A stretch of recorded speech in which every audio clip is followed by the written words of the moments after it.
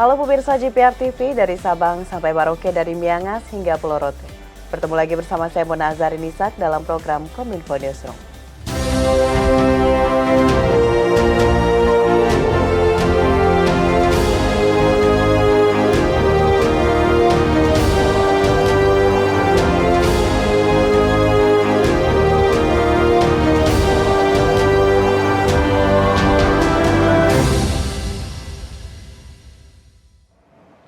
Pemirsa, kita ke informasi pertama. Kementerian Komunikasi dan Informatika berkolaborasi dengan Kementerian Agama melaksanakan pelatihan penyuluh informasi publik di Kota Semarang, Jawa Tengah.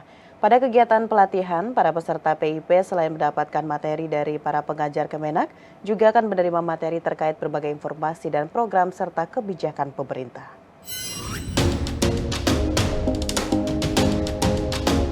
Kementerian Komunikasi dan Informatika dan Kementerian Agama pada 27 Februari hingga 4 Maret 2023 menggelar pelatihan penyuluh informasi publik di Kota Semarang yang merupakan gelaran kelima dari rangkaian pelatihan PIP yang sebelumnya diselenggarakan di Medan, Padang, Palembang, dan Bandar Lampung.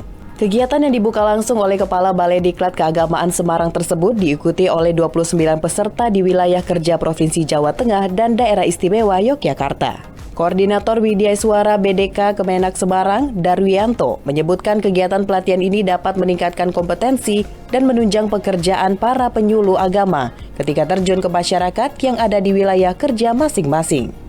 Maka target utama adalah bagaimana dari pelatihan ini nanti betul-betul berkelanjutan bisa mengalami peningkatan dari 3 aspek komponen. Aspek kognitif, pengetahuannya, psikomotor, keterampilannya, dan juga afektif sikapnya. Kenapa ini menjadi penting? Karena ketika sikap mereka menjadi baik, keterampilannya juga baik, maka penyuluh akan dapat melaksanakan tugas kepenyuluhannya di Kemenak masing-masing. Penyuluh itu tugas utamanya sebagai ujung tombak Kementerian Agama yang harus bisa menyampaikan program-program pemerintah kepada masyarakat secara langsung. Maka mereka perlu dibekali. Saya kira pelatihan PIP ini sangat menunjang apa yang nanti menjadi bagian, salah satu bagian yang dibutuhkan sebagai penyuluh dalam tahap penyuluhan. Lebih-lebih apa yang diselenggarakan Kominfo ini kaitannya dengan media penyuluhan, multimedia itu sangat dibutuhkan. Sebelum bertugas, seluruh penyuluh akan mendapatkan pembekalan pelatihan mulai dari tugas dan tata kerja, tata cara penyuluhan, pembuatan konten digital, materi informasi publik seperti JKN-KIS, stunting, ibunisasi, moderasi beragama, dengan menghadirkan narasumber dari lintas kementerian lembaga. Harapannya dari PIP rekrutmen tahun 2023, mereka bisa menyampaikan atau mendiseminasikan program-program prioritas pemerintah kepada masyarakat terkait materi stunting, anti narkoba, ada anti hoax, juga ada beberapa info-info yang mungkin saat ini sedang viral dan memang masyarakat sangat membutuhkan. Sementara itu, para peserta PIP berharap dengan adanya pelatihan ini dapat menjadi bekal untuk menjalankan tugas dan fungsinya masing-masing. Setelah pelatihan ini selesai, kami para penyuluh dapat memberikan pemahaman, menginformasikan dan mensosialisasikannya kepada masyarakat umum atau yang disebut dengan publik tersebut, sehingga dapat mengetahui dan juga mengikuti semua program-program yang ada di pemerintah ini. Pemirsa, Presiden Joko Widodo kunjungi pengungsi korban kebakaran Depo Pertamina Pelumpang, Jakarta Utara.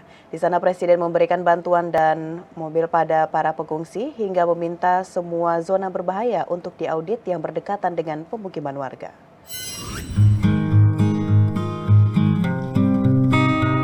Presiden Joko Widodo meminta seluruh pihak terkait untuk melakukan audit dan evaluasi pada kawasan sekitar Depo Pertamina demi keselamatan warga sekitar. Saat meninjau korban di lokasi pengungsian RPTRA Rusela Koja, Jakarta Utara, Presiden mengatakan bahwa pemukiman di sekitar Depo Pelumpang zona bahaya yang tidak layak dijadikan tempat tinggal. Solusinya adalah memindahkan Depo Pelumpang ke kawasan reklamasi atau merelokasi warga. Dulu memang sudah direncanakan untuk dibuat air, di kanan kirinya sungai. Tetapi memang belum sampai kepada titik mencarikan solusi bagi penduduk yang ada di situ. Tanah Merah ini kan padat dan penuh. Peristiwa depo Pertamina Pelumpang ini juga mematik Presiden untuk memerintahkan pihak-pihak terkait agar melakukan evaluasi seluruh depo Pertamina yang lokasinya dekat dengan pemukiman warga. Tapi semuanya memang harus zona-zona berbahaya ini tidak hanya di sini aja, harus diaudit, harus dievaluasi semuanya karena menyangkut nyawa. Jadi sudah saya perintahkan semuanya mengenai itu. Hal itu membuat jumlah korban tewas tercatat 19 orang. Sebanyak 14 korban diantaranya orang dewasa, sedangkan 5 lainnya anak-anak. Hal itu diketahui dari laporan tertulis Koramil Koja 01 Koja, Minggu 5 Maret 2023. Hingga Senin 6 Maret 2023 pagi, belum ada korban jiwa dalam peristiwa tersebut. Informasi lainnya pemirsa, Menko Polhukam Mahfud MD menduga ada permainan di balik putusan Pengadilan Negeri Jakarta Pusat yang memutus penundaan tahapan pemilu 2024. Terkait hal tersebut, Presiden Joko Widodo menduga langkah KPU mengajukan banding atas putusan PN Jakpus.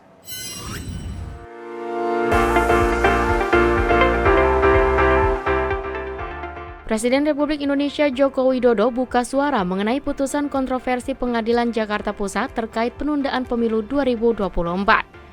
Presiden menyatakan untuk mendukung Komisi Pemilihan Umum untuk naik banding, di mana menurutnya pemerintah bahkan saat ini sudah menyiapkan dana pelaksanaan pesta politik 5 tahun tersebut.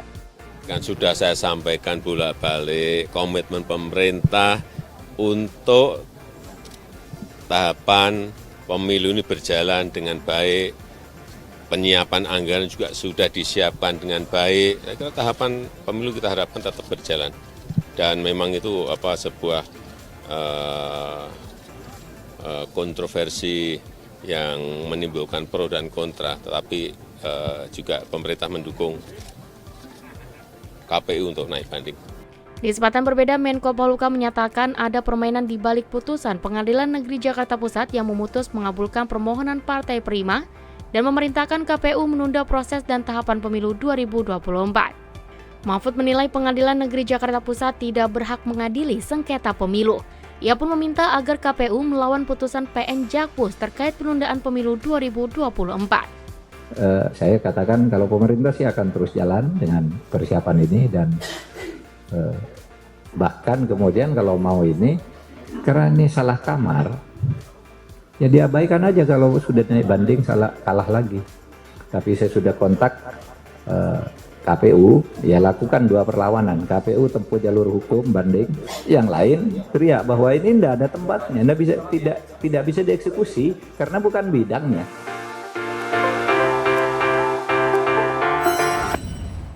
Presiden Joko Widodo meresmikan 4 infrastruktur yang ada di Bandung, Jawa Barat. Infrastruktur ini diharapkan bisa mencegah banjir dan mengurai kemacetan di kota dan Kabupaten Bandung. Presiden Joko Widodo pada Minggu 5 Maret 2023 meresmikan 4 infrastruktur baru di Jawa Barat. Infrastruktur yang menghabiskan dana hingga 1,26 triliun rupiah tersebut bertujuan untuk mencegah banjir dan mengurangi kemacetan khususnya di Kota Bandung dan Kabupaten Bandung. Adapun keempat infrastruktur tersebut yakni 3 infrastruktur di Kabupaten Bandung untuk pengendalian banjir, yakni kolam retensi Andir, kolam retensi Cienteng, Flatway Cisangkui, dan 1 infrastruktur di Kota Bandung untuk mengurangi kemacetan yakni flyover Kopo. Dengan adanya kolam retensi tersebut diproyeksikan dapat mengurangi 81% genangan banjir di Bale Endah dan Dayakolot. Selain itu, kolam retensi Andir dan Cienteng juga berfungsi sebagai konservasi air, objek wisata, sarana olahraga, dan tempat pemancingan. Turut mendampingi dalam peresmian 4 infrastruktur tersebut Menteri PUPR, Menteri Sekretaris Negara, Wakil Gubernur Jawa Barat, dan Wali Kota Bandung. Jadi ada 3 yang akan kita resmikan, yaitu Flatway Cisangkui, kemudian kolam retensi Cienteng, dan yang di sini kolam retensi Andir. Untuk yang Cisangkui, ini menelan anggaran 632 miliar. Yang kolam retensi Cienteng, 204 miliar. Yang kolam retensi Andir yang di sini 142 miliar. duitnya gede banget. Dan untuk mengurai kemacetan yang ada di Kota Bandung dan memperlancar lalu lintas yang ada di Kota Bandung, juga telah dibangun flyover Kopo senilai 288 miliar.